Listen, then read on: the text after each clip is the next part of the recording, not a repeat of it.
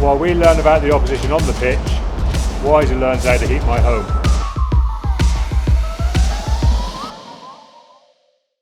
Well, Henry, fantastic effort from you and the guys out there today. Agonising not to come away with at least something today.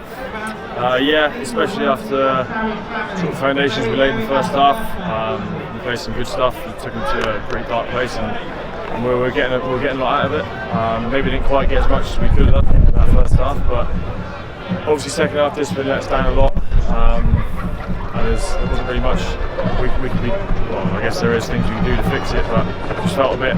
Because all the momentum went their way, especially at the start of that second half, and it was tough to wrestle it back. I think when we did keep ourselves clean and not give penalties away, we started to get some real momentum and to make inroads and play some good stuff, but it just wasn't quite enough of that in the second half. And fair play Saracens, they turned us over a lot of times in the 5 metre line, and another day that could be a completely different result.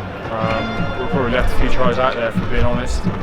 Like I said, another day some of those may get converted. We just got to figure out, I know it's near the end of the season, we've got to figure out how to start turning those, because we've had a lot of games like that. We've got to the 5 metre line, we've got to 2 metres out, 1 metre out, and we're getting stopped. So yeah, it's frustrating. I wouldn't say the scoreline dictates or represents how the game went, but yeah, it's tough to take. What's the difference with the red zone this year? Because you've got such a fantastic conversion rate, and seasons gone by, it's just not quite there this year, is it? Well, obviously the rule changes in terms of the goal line dropouts. And all that means you can't sustain pressure, so when you get in there you've got to convert, else you're back on your own halfway line. And I think obviously that has had probably quite a big effect on us, especially as a team. But we've got to be more ruthless when we get in there, because before we ram those in and convert a lot more of them. We're just going to start doing it, because that's our Achilles heel at the minute. We're getting good at good spots, good positions, just not convert. Even talking to neutrals like Lawrence Delalio, they felt you had some tough calls out there today. Did it feel like that on the pitch? Well, yeah, but obviously I haven't watched it back, so I can't really comment. But yeah, it did feel a little bit, but it's tough. It's tough when you're playing and you're conceding penalties. It's tough to wrestle momentum to get to win the territory battle, especially into the wind. Yeah, obviously the our penalty count in that second half really killed us. Didn't help at all. And, I thought once we stayed clean for bits of periods of play, we started putting things together and started making inroads and started making busts. I think Rob said in the change room, and I agree. Like I can't remember coming up here and making as many line breaks and as playing as well in attack as we did at times. So obviously that's a promising thing, but we've got to start converting. Long time since you've been in the number 10 shirt for Exeter. How did you find it today? Yeah, a long time. Yeah, I enjoyed it actually. Really enjoyed it. Like I said, it's been a while. But I guess I did it a fair bit when I was growing up and when I was younger. So yeah, sort of used to it.